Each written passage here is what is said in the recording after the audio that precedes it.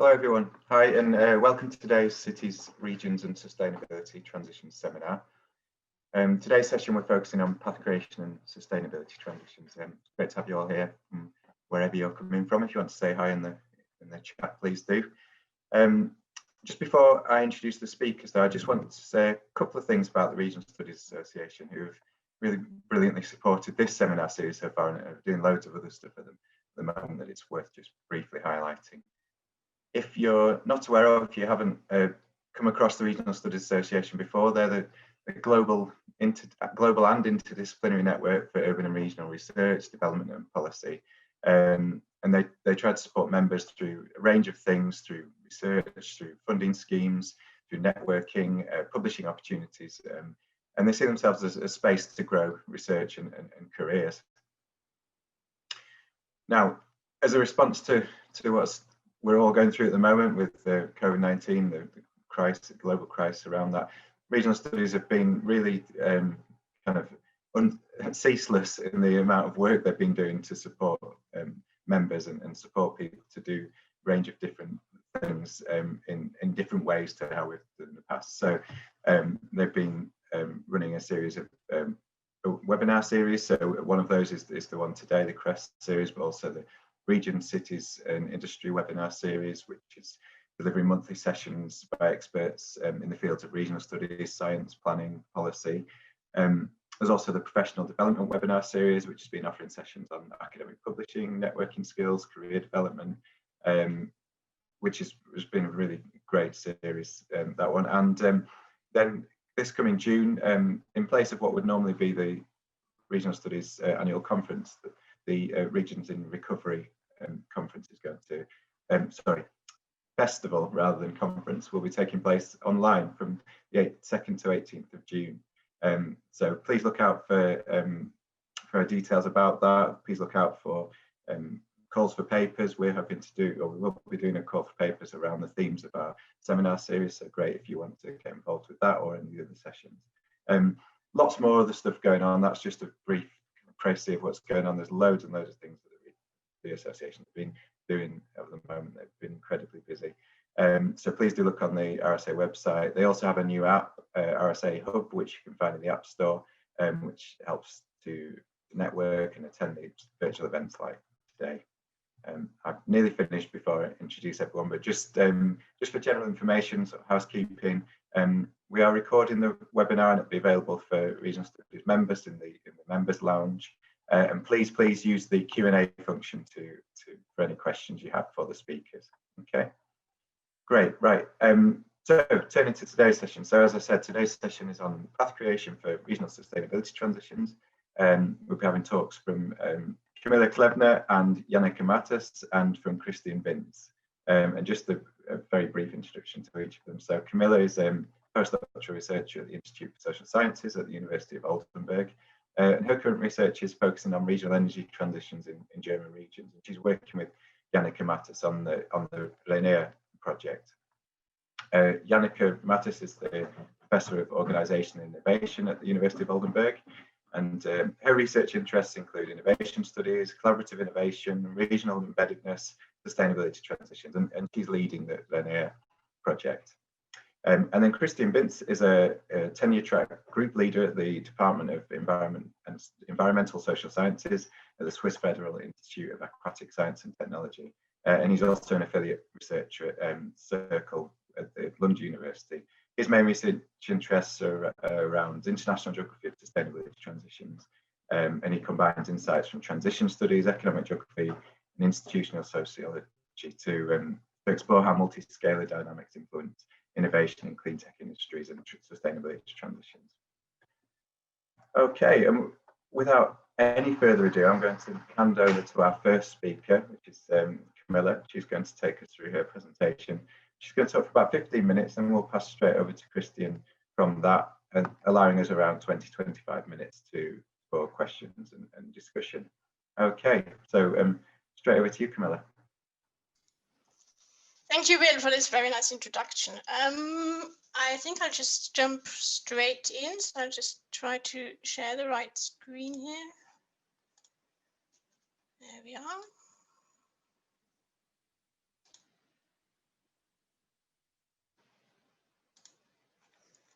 Okay.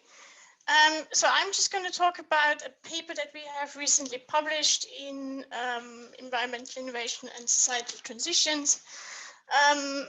The fragility of regional energy transitions. As Bill already said, my name is Camilla Kleppen and I work at the Institute for Social Sciences in the Working Group for Organization and Innovation with Jannica Mattes at the University of Oldenburg. Just gonna reduce this a bit. Okay, so here's a quick agenda of what I'm going to talk about today. I'm gonna tell you a few things about our ongoing project RENEA at the University of Oldenburg. Then I'm gonna introduce the basic ideas and key findings of our paper, and then I talk about RENEA a little bit more. Okay, so RENEA is a project on regional energy transitions at the University of Oldenburg and is run by Professor Jannica Mattes, who is here with me today, myself, then Dr. Michael Löhr, and also Sebastian Rohe. We're an interdisciplinary bunch, so we kind of unite the fields of sociology of innovation, economic geography, that's kind of my hat that I'm wearing mostly, the political sciences, and then sustainability economics. It is a project that is funded by the German Research Foundation. And to make this kind of somehow manageable, we focus on the wind energy sector dynamics mostly. What we do is we have looked at 6 different regions in Germany. They're up here on the map on the left. So that is Oldenburg, which is of course where the university is based. Then Hamburg, big city nearby. Northern Frisia, a very rural area. Uckermark, similarly rural, but of course with a strong relationship to Berlin right here. And then Magdeburg, a city with its hinterland, and similarly Kassel and its hinterland, Northern Hesse. What we do is 20 to 30 interviews, in-depth interviews, qualitative interviews per region. But we've also done further contextual interviews on the national level and even on the European level. We also go into the regions and observe local meetings and also discussions and so on to just get a sense, a feel for all the regions. We have now finished the coding and the write-up, so we have a document for each and every case study. We're actually just about to enter that very interesting comparative stage, so where we take in several case studies at once and look at those and look where we can see patterns and dynamics across regions. We are just about to start follow-up interviews in the hope of kind of getting an idea of things that may have changed over time and sort of dynamics. And we still hope to do workshops with some of our interview partners, but that of course is a bit COVID depending, and possibly we'll do them online, we'll see. So the fragility of regional energy transitions was one of our first papers. That's by Jannica Mattes and myself, and has been published in the journal Environmental Innovation and Societal Transitions at the end of last year. Sort of the general context and problem or situation that we treat is this impression that many descriptions of transition processes very commonly take this kind of linear perspective with an implicit suggestion that there's this increasing stabilization over time. But of course, this could just change at any time as well. They could just unravel at any stage, and this is the thing that we focus on in this paper, and we've conceptualized this as fragility. We assert that there's a necessity to actually understand and overcome this fragility, given that these challenges that we're actually facing at the moment. And especially when it comes to the regional level, there's a need for a kind of endogenous stabilization of the environment for actors, which is important for the further progress of the transition. So that very swiftly in the paper there's a bit more between that and the research question, but it brings us to a research question. How do the dynamics between actors, technologies, and institutions result in the fragility of regional energy transition processes? So we kind of sought the information and then saying, so there's three key dimensions to regional energy transitions. One is the socio-technical dimensions, and that is this well, obviously well understood idea, well-known idea that the transitions are basically made up of an interplay between technologies, institutions, and actors. So crucially influenced by social dynamics. And we also point to the important role of institutionalization in the sense of a stabilization of interactions, which then enables further transitionary activities. Secondly, there's the spatial dimension.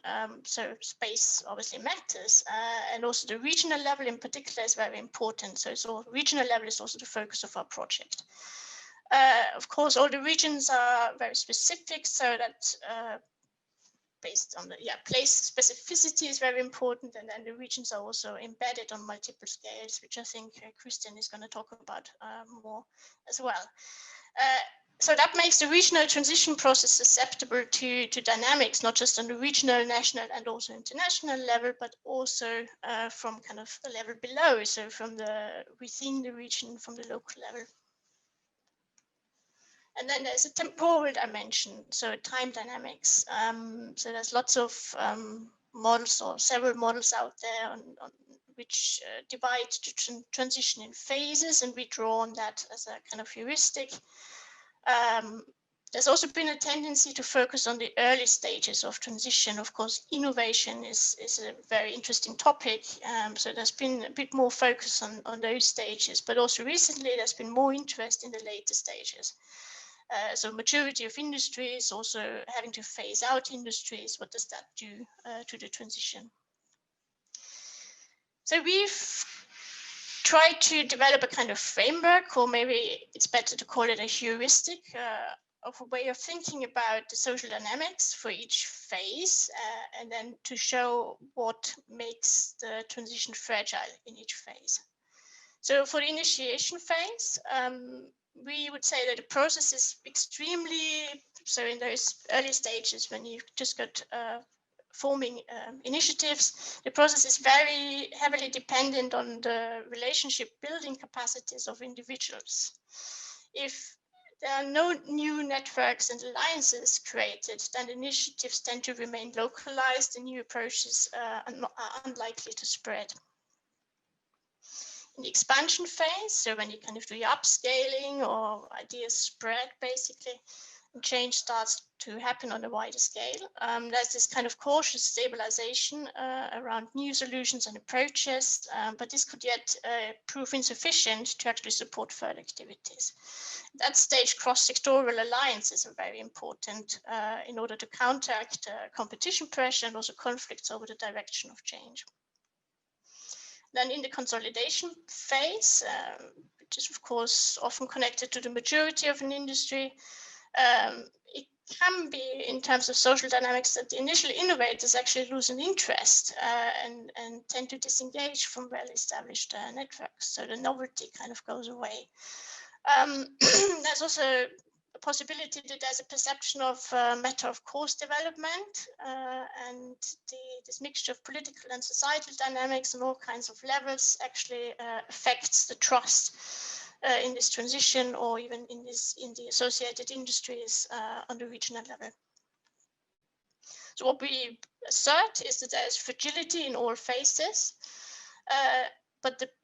so based on the fact that the process could unravel at any point, and that is because of a combination of endogenous and exogenous dynamics. And this kind of idea of a continuous stabilization that cannot really be taken for granted. Actors actually need to respond to this kind of situation in order to stabilize the environment and then enable further transition activities. So we looked at Oldenburg, which of course is where the university is based, so it was a very good first case. In the initiation phase, it appeared to us that the university and the associated networks around that, actually personal networks, formed a strong focal point. And many of the actors involved in the beginning around the wind industry, notably, stayed around and then formed quite a strong personal network. in the expansion phase, it seemed that over time, the formal structures, kind of network structure, took over from individuals in actually stabilizing this process. So they kind of took over in importance. But also a strong shared regional identity actually formed, a shared regional identity as a center of wind expertise. Then in the consolidation phase, we noticed that there was the change in the national framework, so a more competitive mechanism for support was introduced for wind energy. That seemed to induce fragility to some extent regionally. And that caused a kind of pressure to adapt business models, but also at the same time opened windows of opportunity for other actors. And we also had this impression that the established formal networks were in a position where they had to reorientate perhaps or reposition themselves in the light of new technologies coming on, new solutions, and kind of decide for themselves how they're going to deal with that. So it appeared to us that fragility dynamics, well, they are found to some extent in all phases, but then actors respond to them. But somewhat surprisingly, perhaps, we found that they were most apparent in the consolidation period. I should maybe say that we had a sense that this is the period that Oldenburg is actually in. And obviously, since we talked to people from the region, this is maybe also what they were most reflective of. So this is just a possible bias there. But also regional actors seem to respond with flexibility and also fall back on those old alliances. That's what we saw. And there's also this kind of shared effort to actually develop a new position for this region in globalizing industry. So the key findings from the paper, the things that you can cite us for if you want, are that regional energy transitions are quite clearly fragile at all stages, especially when you look at those social dynamics, that regional actors have to navigate fragile environments and need to respond accordingly to actually stabilize those environments and enable further activities. There's a need for policymakers to remain engaged with transition, even when it seems that the industry that is associated with seems to consolidate. Yeah, so we don't think this is a perfect framework. We would just say that this might be a good starting point for further empirical studies and perhaps a heuristic. Yeah, just a few words on RENEA. There's more work ongoing, possible things that you could look out for.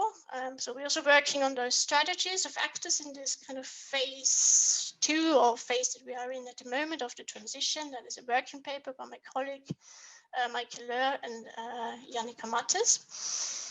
We work at the moment on looking at the concrete activities in transition, so a very microdynamic perspective. We call that transition work. That is Michael Löhr, myself, and Jannica. A paper that is just about to come out, hopefully. At least we have submitted our minor revisions. Is on the legitimacy of wind energy in different regions, an attempt to actually measure legitimacy by Sebastian Rohe and myself. And then Sebastian Rohe and Jannica Mattes have just brought out a working paper on the regional components of the wind energy TIS, a kind of RIS-TIS combination. Yeah, if you want to hear or see more from us, please refer to our website, and we're also on ResearchGate. You find us there. And that leaves me to say thank you very much for your attention. Yeah, and I'm looking forward to the discussion. Thank you, Camilla, fantastic. And from a chair's perspective, brilliant that you were almost exactly within time there. So thank you, that's great. There's only a couple of questions in the Q&A, but I'm going to save those for the discussion if that's okay. And we'll move on to Christian and we'll come back to those at the end. Okay, so I'm going to hand straight over to you now, Christian, for you to talk to us for 15 minutes. Okay, thanks a lot for that. So I'm also going to jump right in. Thanks a lot for inviting me to this very interesting initiative. And I'm going to complement the talk by Camilla with a sort of a view on the sort of exogenous, factors that influence these regional path development processes. So I hope this is working. You can all see this. And this is going to be sort of a mini keynote of many sort of studies we've done, at ERWAG in the past 5 years. And so I tried to summarize a little bit, what we've found so far and how it all ties together a little bit. So the starting point here is, this daunting challenge of regional green path creation. And it's sort of obvious that, for policymakers in many regions, creating new paths in green industries is sort of a really attractive thing to do because it helps to reduce the human footprint on the planet while you can keep, existing lifestyles unchanged. And you also create new jobs and new industries in your region, which, of course, a lot of things that policymakers want to do. And of course, you could criticize this approach on many levels, but that's not the sort of focus of my talk, but it's more about how to understand the sort of path development mechanisms themselves a bit better. So a key issue we also see is that, supporting this green path in regions is really complicated, and often the support policies that are used by regional policymakers do not lead to the intended, industry localization or job creation, but they also create all sort of spillovers to other places of the world. And so a key question we try to answer a little bit is, why is this so, and what do supra-regional industrial dynamics have to do with it? So my work is, rooted very much in the work on industrial path development in regional studies, in economic geography, and also in innovation and transition studies. So I cannot really summarize all these literatures, but I think there's two key gaps which I try to address with my work. And one is about this multi-scalar embedding of regional industrial path. So it's a sort of a very old debate, of course, in regional studies, whether you look into the sort of endogenous regional assets sort of and how they are modified in path development process, or whether you look more into the sort of exogenous multi-scalar dynamics and how they influence what's happening inside a region. And I think the latter part has been a bit less in focus. Only recently we've seen quite some studies that move in that direction, and there's certainly much more to do on that end. And then the second gap is about industry and sector characteristics and how they influence path development. So the question really is, how do different industries sort of also ask for different support structures inside regions to make them thrive? So I would argue that to date, most work has focused on the condition for path development in different types of regions. So we have really quite elaborate typologies for different types of regions and how they influence path development, but not so elaborate typologies on the sort of industries and sectors and how they might influence how path development evolves inside regions. So yeah, I would even argue that for the sort of broader debates on geography of transition, innovation, this interplay between regional, historically grown institutional structures and sort of more internationalized industrial and sectorial structures, that's really a very important sort of theme that we have to work on. So the one thing we did in this field was developing this conceptual approach, global innovation systems, which tries to work or help to think through some of these puzzles. And I'm going to walk you very quickly through the basics and then show you some recent empirical results on this. So basically, this is about, rooted in transition studies and technological innovation systems, which have a pronounced industry focus and look into how green industries emerge in the early phases and what sort of actor networks, institutions support these new green path. So that's an example from biogas in Switzerland, where you see the sort of early complicated actor constellation that was pushing this industry initially. Another key building blocks are sort of system resources. So we've identified 4 key system resources that have to be created locally or be somehow anchored to the region to make an industrial path happen and work. So that's knowledge, financial investment, markets, and legitimacy. And what's interesting about those system resources, they emerge from the interaction in these supportive systems, and they all have their own actor networks and institutions, but they also have their own geographies. So if you think about knowledge, for example, this could be developed in a specialized cluster with some firms and universities and industry associations that are collocated in the same region, but it could also be developed in a sort of a internationalized epistemic community in a R&D network by multinational firms in a way. And the same is true also for the other 3 resources. So this means, how would we now think about a global innovation system in a specific industry? And to illustrate this very quickly, I thought about the most important innovation of the past year, the COVID-19 vaccine, and where this was developed. And if you think about it, it's a very interesting spatial structure that sits behind this. So we see the financial investment was raised by transnational corporations, basically, that decided to develop a vaccine for this new disease very quickly. So they did this by drawing on specialized clusters, for example, in southern Germany that had developed this mRNA technology, and maybe by also tapping into another cluster where they could get sort of substances that then transport these RNA strings to the right parts of the human body. So then the legitimation of this innovation happened in specialized hospitals around the world, which were doing the sort of field studies, this double-blind, studies that proved the efficiency and also the safety of this new product. And then the market development is interesting. Also here we see that this happened first in specific places like Israel, which has a very specific healthcare system, which is highly digitalized. So you can use this first market also as another sort of test bed and to have additional large-scale studies to support your innovation. Now, of course, it's important then that each of these subsystems are working well and performing their function, like knowledge creation or market formation whatsoever. But also this is somehow coupled, globally to a coherent whole. And you also need a lot of coordination, maybe by the WHO, to make this happen and have an overarching functioning innovation system structure. Now, of course, this doesn't look the same in each and every industry. And so we try to come up with a typology that shows how this innovation structure and the spatiality of that structure may differ between different types of industries. And to do that, we distinguish very roughly between two dimensions. One is the innovation mode. You could have an industry like vaccine development, which is very sort of lab-based, STI-based analytical knowledge that's easily transferable in space. Or you could have the other extreme, a case like watchmaking in Switzerland, which is not about lab-based experimentation at all, but here it's still about doing, using, interacting type of learning, which is much more embedded in specific regions with their specialized education system and craftsmanship culture and so on. On the other axis, we then distinguish between a standardized valuation system like a supermarket setting or like the vaccine, which you can basically roll out globally in standardized markets, versus products like a wastewater treatment plant, which is a one of a type design that's really tailored very strongly to local conditions. And also here you would have much more sort of spatial embedding versus sort of a supermarket where you can diffuse your products quite quickly around the planet. So you can now position different industries, green industries in this. And the two sort of poster childs here are solar photovoltaics and offshore wind, which we characterize either as a footloose or a spatially sticky GIS configuration. And then there's intermediary cases like water recycling or electric cars. And I would like to explain a little bit, what this means with some empirical evidence that we've collected. First, looking into solar photovoltaics. And so what we would expect here is that given the characteristics of this industry, we would expect to have a very internationalized sort of innovation mode and also very internationalized market structures. And indeed, that's really what we find in empirical evidence. So if we look into where the industry is located in this PV field, then before 95, this was mostly dominated by American and some Japanese regions. Then we see 10 years later a shift into European regions, especially in Germany. And less than 10 years later, the industry is almost totally absorbed by some Chinese regions. And so you see there's a lot of quite dramatic spatial shifts over short periods of time in that industry.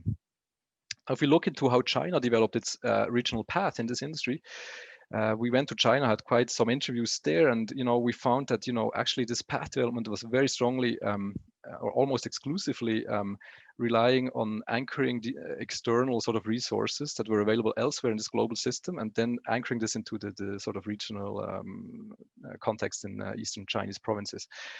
So these early firms were drawing on knowledge from Australian universities and Japanese companies.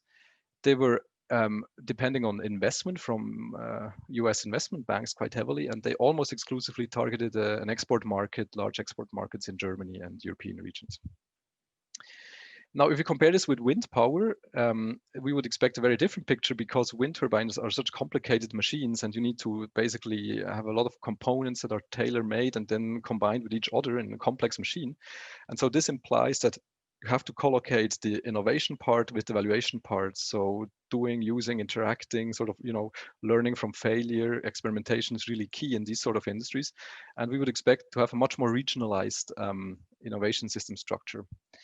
And also here, that's really what you see when you look into how and where this industry developed. So these are the lead firms in wind power in 1995, and also the key markets for wind turbines in 1995 globally. And now if we fast forward 20 years, you see a lot of growth, but if you look into the sort of the key regions at the beginning, you see that they're still actually the main markets also for wind turbines 20 years later. And also the key firms are still essentially the same. So overall, there's much more stability in this sort of industry structure.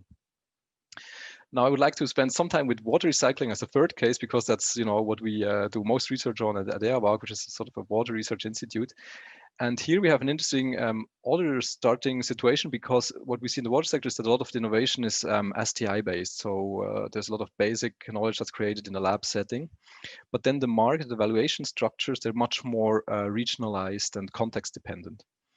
And so indeed, what we see also in empirical work is that when we look into the knowledge networks that create this new recycling technology, in this case, membrane technologies, we saw that from the start, this was developed in highly internationalized networks between universities and multinational corporations in the water sector. This is kind of co-publication network. But now more recently, we have one of our PhD students, Jonas Heiberg, has looked into the evaluation side of the water sector by reading newspaper articles and coding, how actors talk about water use in different parts of the world. And we find a really interesting geographic pattern here. So for example, Singapore is like a powerhouse for R&D in this field, but actually the discourse around using on-site water use is very obstructive in this region. And then in other cases like India, we see that there's not much research and development going on, but the discourse is quite favorable in some regions for these sort of new, radically new, transformative on-site reuse systems. And then there's cases like the USA, where there's a few regions, California or northeastern sort of states, which now are really transitioning quite fast into using these sort of on-site reuse systems, and the discourse becomes more and more conducive to this sort of ideas. So wrapping this all together, what does this mean from the perspective also of a regional policymaker that wants to create a path in one of these industries locally? I think the key insight is that the approach taken, the policy mix, has to really differ strongly and be adapted to this sort of global context of the industry you want to develop. So in a case like wind power, you could use a sort of strategic niche management approach, where you collocate the users, producers, the regulators, investors in the same region, and you subsidize long-term sort of niche experiments, create protected market niches, and leverage spillovers from different industries, to improve on these turbine designs. Now, in a case like PV, this wouldn't work at all, because here we would rather have to create incentives that connect your local actors with the relevant global knowledge streams and market structures. So here, maybe creating a local STI-based R&D center and having sort of liberal trade policies to help your actors get access to global markets would be much more effective. And in the water case, we would argue that what you would need here is more of a lead market strategy. So where you try to create a local pilot, demonstration, lighthouse projects. You use procurement for innovation to sort of construct a lead market narrative. So you will be the first region that really applies this technology at scale, and then you can use this to export the system. The legitimacy you create in your own environment can then really help you to address other regions and sort of adapt your systems to their local context. And then finally, this case like car manufacturing, I didn't really cover that now, but here then it would be more about manufacturing cluster policies that could be useful. So that's it, in a very short sort of overview. I think that the key take-home messages are, first of all, that regional path creation in green industries is in most cases very intimately tied to multi-scale or even global innovation dynamics in these industry sectoral structures. So the policy mixes you choose in the region really have to reflect this, and somehow be smart and also be reflexive of what part of this global value chain you're trying to really locate and develop locally.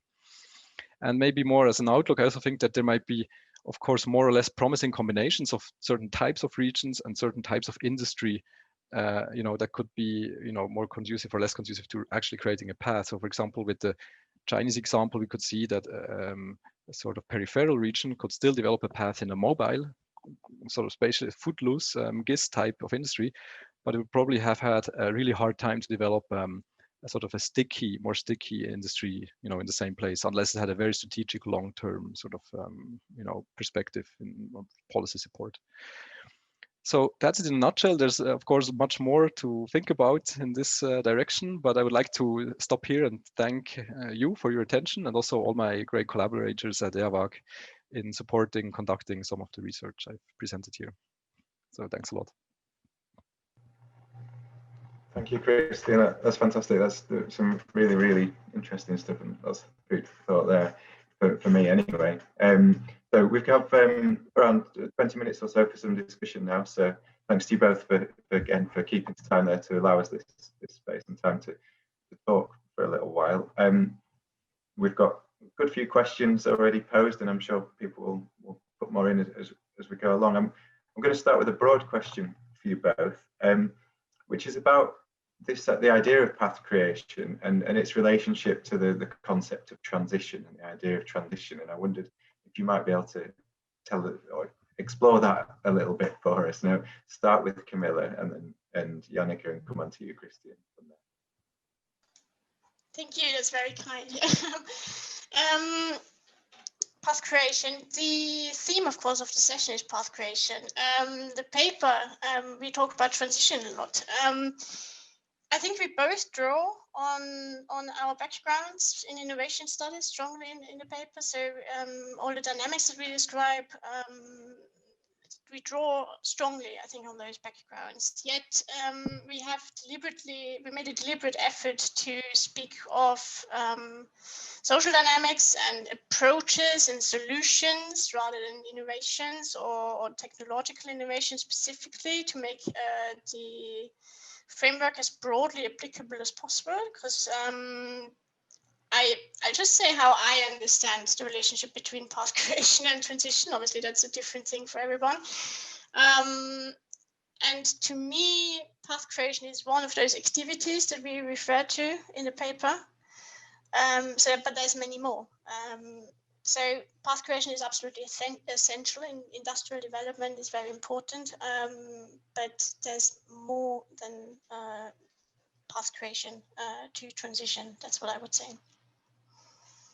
And then Janneke, hello, and yeah, please come in. Yeah, thank you, and hello also from my side to everyone. Just very briefly to add on what Camilla just said, I think this question about what's the relationship between path creation and transition is a very, very general and a very big one, and also a very, very good question to ask, of course. But then it's also a field, I think, that can't be tackled in a paper in which we basically talk about fragility. So I think that this is, for all you out there, also a great field for further research, simply because we have these kind of transition debates. And of course, as Camilla says, transition is wider and bigger and more encompassing than paths that are, in my perspective, more industrial founded and also more coming from the production and from the demand side. And the transition concept encompasses much more, but also from own work that is very much in progress. I guess Camilla and I can say that it's not as straightforward as you think at the first step. I don't know, Christian, what's your take on that? That would be really interesting. Yeah, I can continue on that thought. I think in the past, we often sort of assumed that creating industrial path and transitions sort of closely related. So with all these green industries, so the assumption was that, okay, if you create like a local industry that creates windmills, you'll also have this local market, and then it's closely tied in a way. You can't really separate the industrial path creation from wider transitions in the region. And I would argue, okay, that was the case maybe in the early stages of these developments and in certain types of industries like wind power maybe. But now this is really getting more complex in a way, because these industries are maturing, and we also see that, you know, sometimes being transformative doesn't mean create new industries, but actually creating less stuff. So there's a lot of, you know, new paths in region that are being developed now that are not technological or industrial by nature. So for example, if a city creates a new sophisticated bike lane system, that I would call, it's like green path creation, but industries, you know, industrial dynamics don't play that much of a role in this sort of thinking. So maybe one thing we'd have to do is to be more specific, whether we talk about green industrial path creation or about green path creation more in general in regions. I think there's quite a difference between them. And yeah, maybe the other thing also, I think, is that, you know, historically, path creation was much more, had this sort of supply side bias a little bit. It was a lot about knowledge dynamics, industrial dynamics, and so on. And transitions was much more about, yeah, sort of sectorial structures, and then also the supportive and hindering structures, you know, this niche regime sort of dynamics and what role they play. And I think there's something that could be learned on the geography side from the transition studies to take this sort of interplay between structure and agency much more seriously and put that more central. Also think about the sort of inhibiting factors regime structures, potential international global regime structures that may hinder, a region from really transforming deeply and into a very transformative new direction. So 2 short reflections on that. Thank you, all 3 of you, for really kind of thoughtful contributions on a tricky question to kick off there, I think. So thanks for that. Next one, question to Camilla and Yannick about. I'll bring it to relevance to Christine as well, hopefully.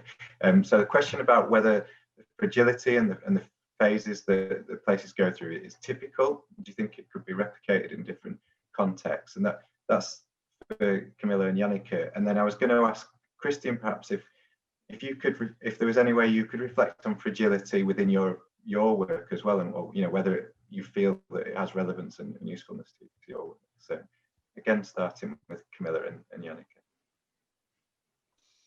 I do my best. Of course, we are now at that stage when we mostly wrote this paper. We weren't really quite finished with the other case studies, so we're at a much more mature stage in our project now. Can reflect much more, but we're also kind of going into that comparative stage now. What I would say is perhaps that I hope that the basics of the framework, so the dynamics that we describe, that they can be transferable, but of course the concrete conditions, they are very different for all the regions. We see that already now. It's also already the issue that, as I said, we would say that Oldenburg is in the kind of consolidating or just beyond that kind of stage, starting new activities perhaps. But we have other regions where they're either in the middle of expansion or you're not quite sure has the path already failed in the sense of an actual industrial path and they're just a build out region. So, I mean, the typical counter case often is the Uckermark, without wanting to offend anyone in the Uckermark, but there's a real lack of networks, for example, amongst the actors there. So you kind of have 2 individual, almost single actors, firms that are sitting there and they are basically doing their thing in the region. But it's not really it's not an industry, not a regional industry in that sense. Yet, of course, you've got all the turbines on the ground. So in that sense, you could almost say you have an energy transition there. But I don't know, Yannick, do you want to jump in? Well, I think to cut the long story short, that's really the work we are entering now. So I can agree to everything that Camilla just said, but we will have to look into these patterns in the specific regions now in the next couple of months. And that's also a plan. But what I do think is that these general patterns, these kind of inherent fragility in different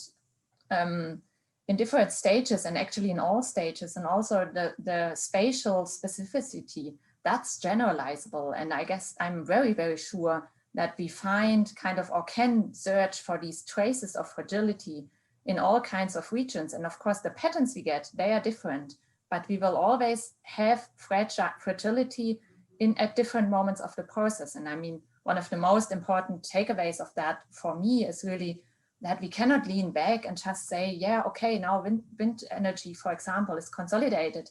We don't need political support anymore, anything, but we do need to keep the ball in the air, and we really need to play the game all the time. And it's still much more support, political support, official support needed than you would initially think. And I think that's a very, very generalizable takeaway here. Thank you. And yeah, Christian, you comment.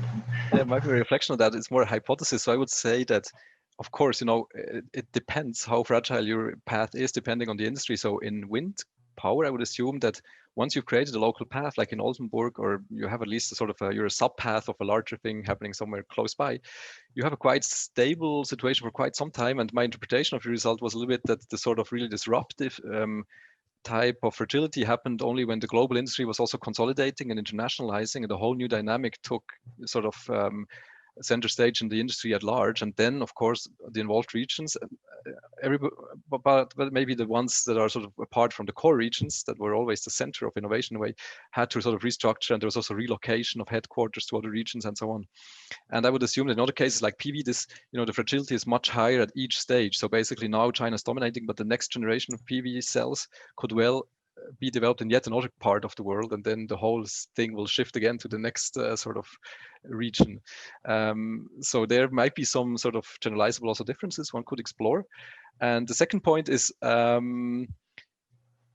yeah, that, well, this life cycle stage, yeah, so probably that was the point, that, you know, you really have to take this into account. Probably that's like a generalizable thing also in my work, that, you know, once you move into this later life cycle stage of the global industry, the sort of models we have from the path development and also the transition studies, they don't hold that much anymore. And then you have this new dynamics, which you have to explain with yet a different set of concepts and theories potentially. Thank you, thanks. I'm just going to stick with fragility for one more question in that theme, because it kind of picked up a few questions. But the idea that fragility, so this is a question from Elle. She says, fragility sounds like something to avoid, but are there actually benefits to fragility? Can it facilitate adaptability and flexibility too? And I don't know if Camilla wants to start us off again, or somebody else would like, but maybe Yannick could start. I can, if you don't look as if you want it, Camilla. I was just looking for the question in the F&As and I couldn't find it, but I'll just try and hope I got it correctly. I think there's always these two sides to things, and of course fragility as such is simply a statement, and it is not a positive or a negative thing. And it then depends on your perspective. And of course, if you're an insider in the industry, then fragility is negative because you want to keep this industry going. But if you then, for example, move into another industry, or if you are an incumbent and want to bring forward another industry that replaces this existing industry, say fragility in the coal industry, then, for example, as a wind energy agent, you would of course say, well, this fragility is rather positive. So first of when writing the paper, and now Camilla, you have to correct me if I am mistaken, but I don't think we ever discussed if fragility is positive or negative. It is mainly a question of how does the region evolve? And then the question is, where else does it evolve to? And of course, we also have these cases, and I go back to the Uckermark maybe, where the question is, what else is there? And there's not so much. And then this is also kind of has a negative touch. But in itself, fragility could also be a chance for giving rise to another and maybe even more sustainable industry. So this is really without any positive or negative touch. And is there anything you want to add, Camilla? Or? Yeah, maybe, of course, now that I've had time to think, Sure. Of course, it can induce just innovation activities as well. So, and much as Yannick has said, absolutely, we're not saying this is a positive or negative thing, and we're just saying, okay, it isn't a sure thing, right? It isn't definite that there's increasing stabilization. It's always a bit, so, and that kind of, yeah, fragile characteristic can be an impulse for innovation activities. It encourages people to stabilize these environments so that they can build further transition activities. That's kind of, I think that's the framing from the paper. Thank you. And Christine, is there anything you'd like to add? Yeah, I thought it could be interesting to expand, instead of asking what makes emerging path fragile, you could also ask, okay, how can you make an established polluting path more and more fragile? So if there was like a generalizable sort of framework that develops out of this, could be quite interesting to see. But probably also there, we probably need a set of other theories to think about what destabilizes this very sort of path-dependent path versus what destabilizes a very emergent path. But it could be really interesting. Kind of how do you build on the fragile characteristics of an existing, but not really that sustainable way of doing things. Yeah. It's also kind of adding to lock in and stuff. And then two stable systems are locked in. That's very evident. So fragility can also be a way out of this lock-in situation in this sense. Yeah, great. Thanks. Yeah, I like that idea, Christine. That's interesting.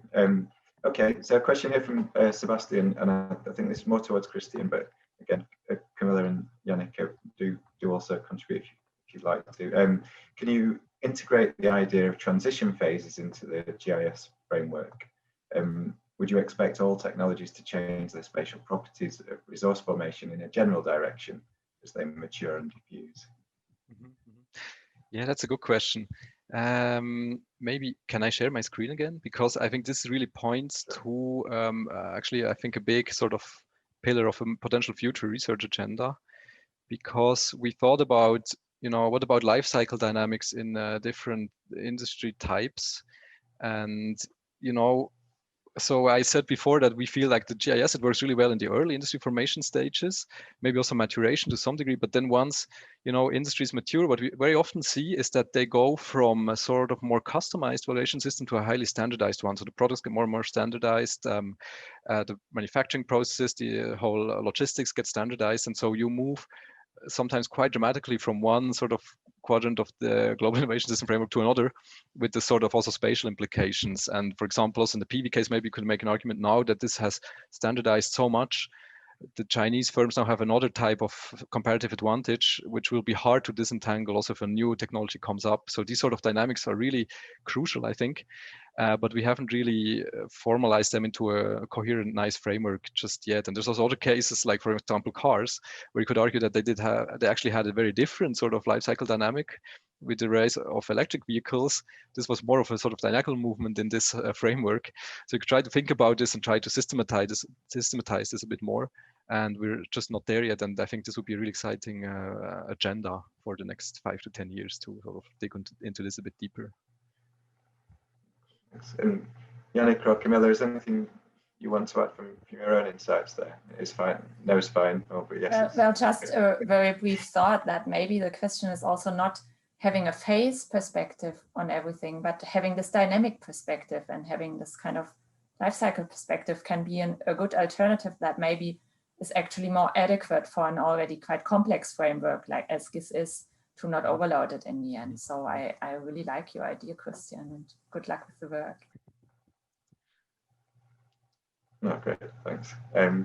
Okay, moving on again. So Johan has a question. He says, and again, this comes back to fragility, but I think it applies to both presentations really. And it's about any insights you have on how actors, or emphasizing how actors navigate the fragile environments, and do the different strategies, navigation strategies, depend on the nature of fragility in different settings. And I think that relates to both your presentations really, although it focuses on the fragility. I'm just going to briefly touch on what the examples that we actually mentioned in the papers, and then I think I pass this on to Yannick because she has got more in-depth knowledge on strategies of response. So in the paper we talk of adaptive strategies, and that's mostly the kind of change of business models, but also things like looking into sector coupling, so combining, say, wind energy with hydrogen, for storage and those kind of things, but also going to other regions, a sense of internationalization. And then if you actually do that, that in turn induces a kind of fragility to the region, or reinforces the fragility of the regional transition, because of course if the main actors leave or refocus their activities elsewhere, that could cause a problem regionally. So it's this kind of, yeah, as the whole industry globalizes as well, that induces new dynamics. And I think at that stage, at that point, I'll move this question over to Yannick. Well, you've already basically said everything I'd have said. Well, it's really, I have one paper that has just also been published as a working paper together with Maike, where we basically try to disentangle strategies of answering to transition phase 2 dynamics. And basically that's the fragility we find also is what we could in Jochen Marquardt's word maybe frame as transition phase 2. And what we find is a full bunch of actually bankruptcies and stuff where basically we have exit strategies. So actors are simply they're insolvent, they can't work anymore. But we also have these relocation actually to specific regions in order to reinforce activities, as well as moving abroad to actually search for alternative markets or production strategies. And we also have, of course, the full array of combining activities, consolidating, growing bigger, growing smaller, and also strategies like sector coupling, where you are trying to basically integrate more technologies, becoming more robust in that sense. And the most interesting thing at this point is maybe that, of course, these strategies differ between different groups of actors, and that's also what we looked at in the paper, but they don't always help to prevent fragility. But some of them, as Camilla also mentioned briefly, actually reinforce fragility, because it's not so easy and also not so straightforward that you actually want to keep the path that we are on, or the transition process going. So this is quite an ambivalent process that we find there, where actors are mainly after their own survival. So coping with fragility does not always mean actually preventing or healing fragility, but maybe just surviving yourself. And with that, I hand over to you, Christian. Yeah, just an add-on. I think there's interesting work recently done which uses or ventures more into neo-institutional sociology, using institutional entrepreneurship, institutional work, some stuff from organization studies to also make sense of how actors work under structural sort of environments and try to adapt it over time. And there could be more or less sort of smart strategies on how to go about this. So this could be, I think this is highly promising to go in that direction a bit more and explore these dynamics instead of just having these structural explanations which talk about the sort of initial endowment with assets, or like also the sort of industry characteristics I was talking about, sort of complementing this a bit more with this more agentic perspective. So maybe also they're having a dynamic perspective on the processes that lead to the successful sort of management of fragility versus other sort of process that led to a crumbling of the local industry. So this could be interesting. Yeah. Okay. Well, I'm conscious of time, so I'm going to try and squeeze in one final question, and it's quite it's one with a geopolitical focus, really, from our regular contributor Lexi. She asks, what about the current rise of Asia, China in particular, and the decline of the West, in particular USA, and whether we're going to see a re-regionalization of key green industries, and how can Western countries catch up with Asian leaders in these various clean tech sectors? And I think that came through quite strongly in your presentation, Christian. So perhaps you could kick us off if you have any thoughts on that. Mm-hmm. Yeah, so that's a really interesting one. Yes, I think we maybe have to actually realize that, you know, the times are changing quite fast, and there's many, especially in green sectors, we see this very clearly, that actually leading regions are now in Asia and the old world, especially also the USA, and many of these also now emerging new green sectors, and maybe, I don't know, solar heat and concentrated solar heat, something like that. You know, actually the action is already in Asia, and we will have to catch up. Or also maybe lithium-ion batteries is a really good example, where it's sort of clear that currently this sort of, I would argue that that's also a GIS type, which depends on this using interacting type of learning. And so the steep learning curves in that field are currently happening also in Asia. And so Europe is now thinking about what can we do with lithium-ion batteries. And it's pretty obvious that we cannot really catch up with the Asian countries anymore. Or we cannot fully sort of locate this industry in Europe again. So we'd have to find smarter strategies probably to just tackle specific parts of the value chain, you know, where we have competitive advantages and where we can have an important position. And maybe that also touches on a more sort of broader point, that I think you can also be quite strategic about which part of the value chain you want to locate in the industry. And sometimes it's okay if you just produce the upstream machineries that are used to produce then lithium-ion batteries, and that still creates a lot of value added in your region. So that's one point. And the other point about the re-regionalization, that's a bit up in the air. I'm not sure, you know, how strong that's going to happen, but I would argue that there are strong signs that we'll see a sort of re-regionalization, especially with the trade war between China and the US, that will not get solved very quickly, I assume.